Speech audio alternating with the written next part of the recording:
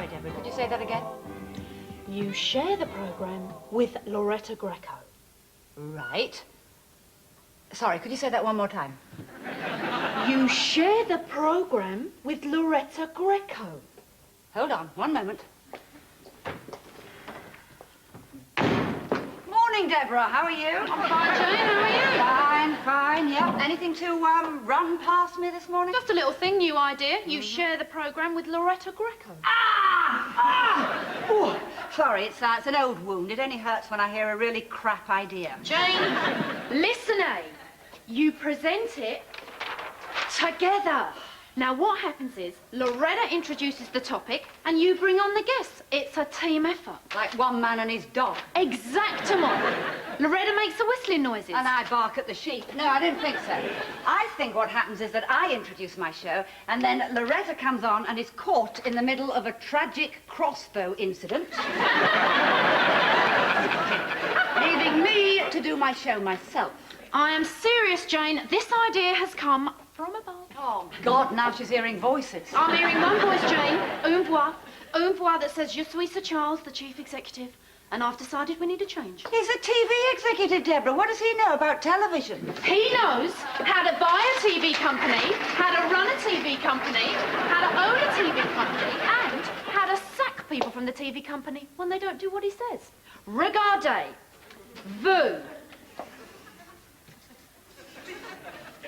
Voila. I'm a pantomime horse with a genetic disorder. You're a dinosaur, Jane. Scientists are on the verge of cloning you for a theme park. You are giving 70s advice to people in their 80s in the 90s. But don't people in their 80s count? People in their 80s counted in their 30s, in the 40s, but not once they hit their 50s. It's very, very simple, Jane. This is 1995. Advertisers rule. Your show goes out at 5 o'clock on a Friday. It's a perfect tampon lipstick perfume slot. You're playing to a cat food domestos dentures audience. Now, the powers that be want a younger, fresher audience, so they want a younger, fresher programme. Now, if the show can be buoyed up, if not air-sea rescued, by the presence of someone a little jazzier, a little less Sacha la potato, Loretta, everyone's smiling. I'm not. Well, you better try and make the corners of your mouth turn up, hadn't you? As I'm sure you'd say to that little huddle of geriatrics, otherwise known as your audience, there's no point in being negative about the things you can't change. The only thing I can't change, Deborah, is the remarkable similarity between you and irritable bowel syndrome. Now, what is Sir Chuck's number? There is no point. What is his extension? It's not going to do any good. 6934. Hello? Hello, it's Jane Lucas here. Could you put me through to Sir Charles, please? Oh, I see. Thank you. He's gone to the airport to meet Loretta. I told you it wouldn't do any good. When was this decided? A week ago, we had a meeting. We? I thought this came from on high. Well, it did. I was obviously consulted. Oh, and I wasn't. You have stabbed me in the back. No. You've just been prodded gently between the shoulder blades. No need to get emotional. Oh, I think there's every need to get emotional. You go over my head and take away half my programme without telling me and give it to some trashy American talk show host who last shared her programme with a singing raccoon. I'm not paid to be nice. Well, then you earn every penny. God, I can't believe it. When I think of all the tricks you've pulled, the stupid stunts, the linking music I asked for on the programme on battered husbands, what did you give me if I had a hammer? The guest you paid to streak across my programme on organ donation. I'll tell you something. I am not playing ball, Deborah. I never thought even you would resort to this.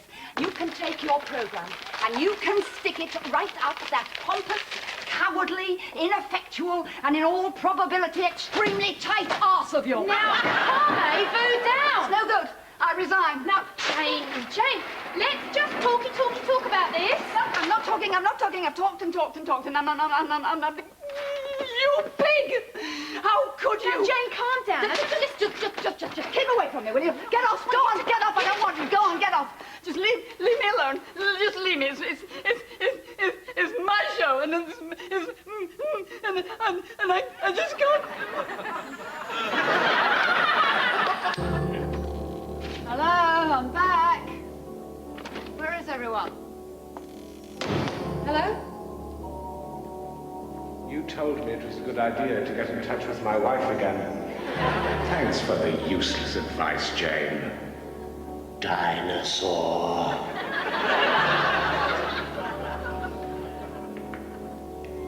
You said the rugby club would welcome a gay scrum half. Thanks for the useless advice, Mum. Dinosaur. You told me big hair was sexy. You're so happy. Over. Thanks for the useless advice, Jane. Dinosaur. Jane, come and say hello to your audience. Dinosaur.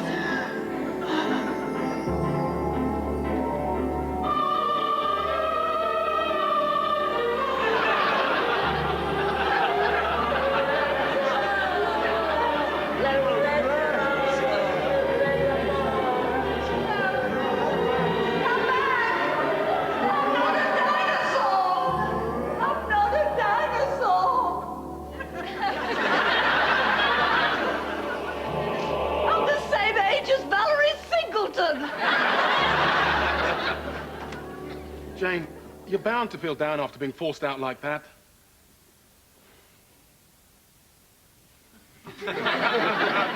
It's only natural that afterwards you should lose a bit of confidence. Jane, what you've got to remember is it's got nothing to do with your abilities. You are absolutely 100% right to resign. Jane, please come out from under there. It's like talking to a giant jellyfish. Jane, come on. You're an agony aunt, remember? Was. Ah. And as an agony aunt, what advice would you give to someone in your position? Don't listen to me. I'm a dinosaur. Well, what advice would another agony aunt give to someone in your position? Don't listen to that Jane Lucas. She's a dinosaur. Jane? All right, well, I'd say give yourself some time to get over the shock. Try to relax. And don't just sit and mope. That's better. When you can swim and mope, or jog and mope, or go canoeing and mope. Oh, sorry to bother you, Jane, but I'm just about to ring my wife and I'm trying to sort out things to say. The thing is, I seem to have got stuck. Well, what have you got so far? Hello. Sorry, I couldn't stop him. Dickie, out of here. Look, Jane, do you think it would help if you went away for a couple of days? Well, I suppose I'd be happier being miserable in Paris than Ponder's End. You don't live in Ponder's End, Jane. I know, but it sounds horrible. I'm thinking of moving there. Look, I got you this anyway. The ovaries? Well, you're going to book me in for an operation. No, it's a women's retreat. I thought you might like a bit of peace and quiet for a couple of days. Well, what are you going to do? Wear slingbacks and a lot of mascara? I won't be able to make it.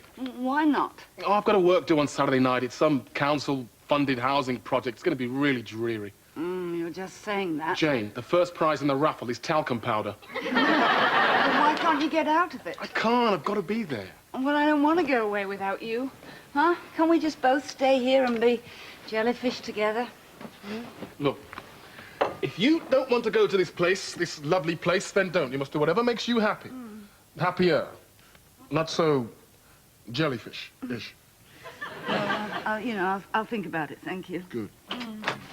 Jane, darling, I didn't know what was wrong, so I bought one of everything. What's the matter?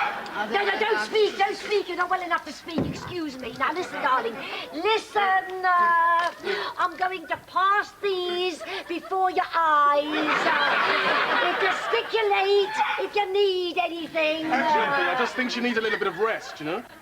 Since when did a Schwarzer become a medical expert? Since when did you need Yiddish to insult people? Jane, if you keep speaking, you're going to exhaust your resources. And next thing you know, there's tubes everywhere, and they've wired you up to a hi-fi. Excuse me. Now, I'm going to leave this bell here. If you pass out, ring. I'll be in the bathroom. I've decided to give myself a blue rinse to make a bit of a mess, so I couldn't do it at home, but I thought in your bathroom it won't make any difference. It's filthy already. As a matter of fact, no wonder you're ill. You probably caught something off your grouting. Actually, Bea, I don't think now is a very good time. Jane, please give me some idea of what to say. Out! Out! Go! Can't you see she's not well? It's all right, darling. Mama's here to look after you. Could you get that suitcase down from there, please?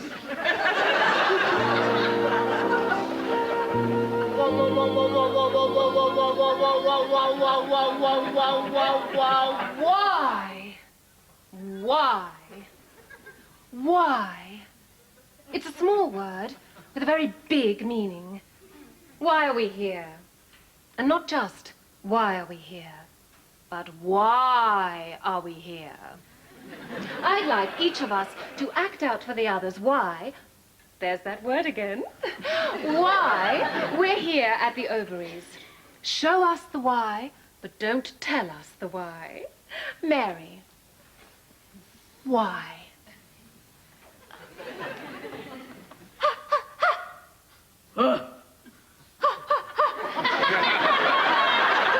Mary, I'm leaving you.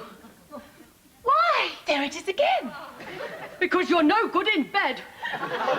So, Mary, just to clarify your why, your husband has left you because you're no good in bed. That's right. He's gone off with someone else. Someone younger, more attractive. Thank you, Mary. Thank you for your why. That was a very clear why. Sylvia.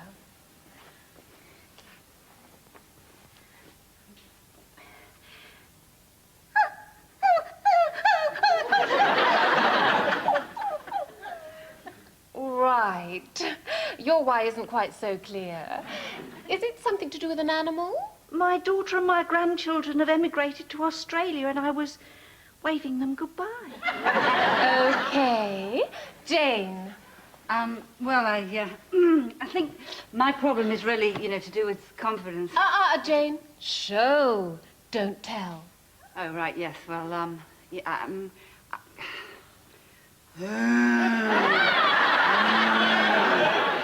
then.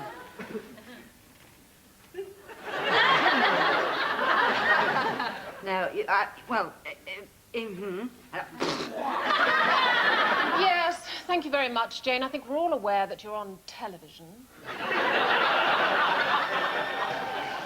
Ladies and gentlemen, the new presenter of Lucas Live, Loretta Greco.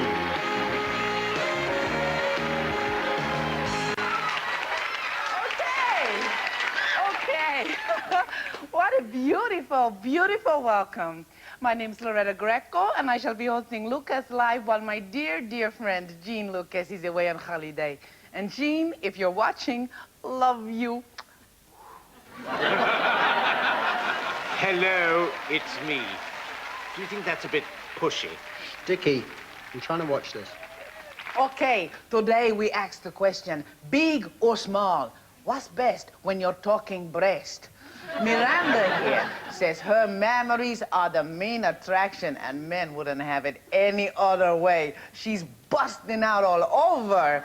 While Franny here says Miranda is making mountains out of molehills. According to her, big bazookas aren't beautiful and small is sexier.